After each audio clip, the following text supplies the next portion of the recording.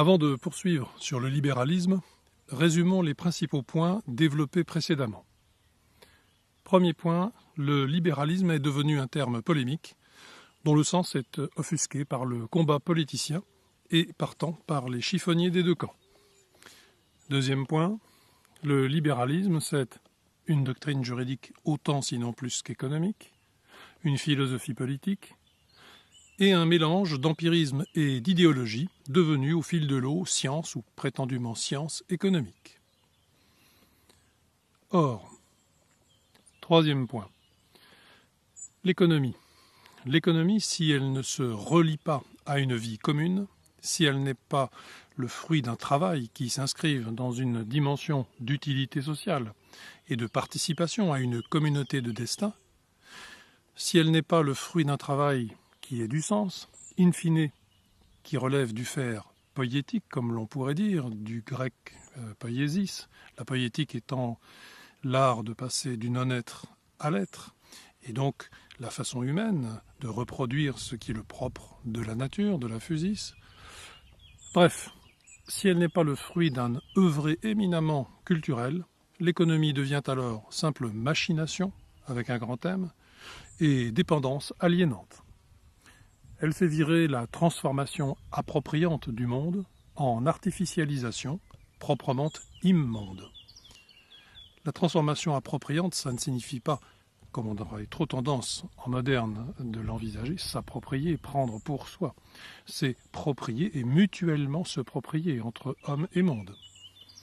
Quant à l'artificialisation qu'on voit tous les jours progresser, elle débouche non pas sur un monde, mais sur un im-monde, avec un tiret entre im et monde, voire et le sens de l'adjectif et l'étymologie même que l'on peut comprendre du mot grâce à ce tiret. Revenons à nos points à proprement parler. Quatrième point, le droit. Le droit qui, depuis toujours, a partie liée avec le pouvoir. Il faut sans cesse bien s'en rappeler. Ce droit, s'il ne ressortit pas au contexte culturel d'une histoire donnée, s'il est conçu abstraitement, dans une dimension purement technique, ne consacre pas l'égalité des hommes, mais leur indifférenciation. Et il légitime par là le remplacisme généralisé comme le mélangisme sans limite.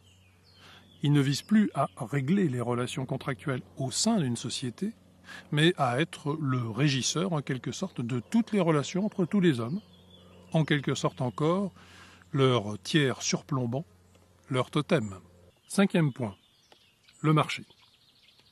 Le marché, pareillement abstrait et purement technique, se pose comme principe totalisant dans le cadre d'une réduction drastique du tout de l'homme et du monde par la systématisation d'une simplification radicale du réel sous couvert de pragmatisme. Ses lois immanentes ou prétendument immanentes, les conditions parfaites qu'il lui faudrait pour qu'elle s'exerce pleinement et effectivement, autant d'articles de foi d'une naïveté à faire rougir le dernier des Saint-Sulpiciens. Point 6. Les deux, droit et marché, endossent une prétention à l'universalisme, qui est le fourrier du nihilisme. Ils servent en fait la raison technique, dont la critique se fait attendre, raison technique qui commande l'ensemble du processus. Septième point, la démocratie. La démocratie suppose la limite d'un corps politique légitime, donné, et suppose un cadre fondé.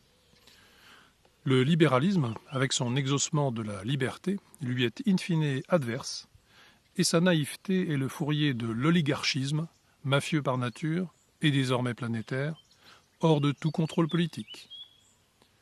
Le libéralisme est un apolitisme dictatorial, et sa liberté libre d'une souveraineté confinée illusoirement au plan de l'individu débouche sur la servitude, l'addiction, les manipulations de masse et la régression décivilisatrice.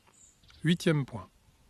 La science économique, guillemets de rigueur, est de toutes la moins capable de prédiction. Ces penseurs se sont systématiquement trompés. Ces progrès sont aujourd'hui dépendants des stats et de manipulations mathématiques.